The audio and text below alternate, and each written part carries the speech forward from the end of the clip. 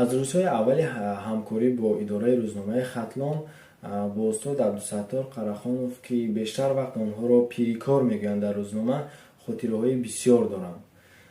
устод Абдусаттор Қарахонов бениҳоят табиати нозук доранд, инсони донишманд, шухтабиат, инсондӯст мебошанд.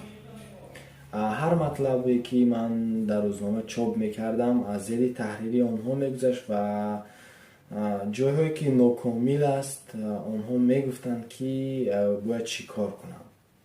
имрӯз ки устод дар синни мубораки 70-солагӣ қадам мениҳанд, барои онҳо пеш аз ҳама тани сиҳат, умри бардавом, рӯзгори хушу обод ва пеш аз ҳама умри дарози саъдиёнаро орзу дорам.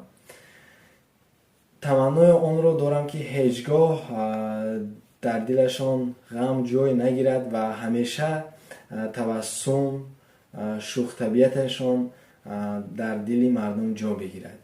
Содрӯз муборак устод, сари баландатон ҳамеша баланд бошад.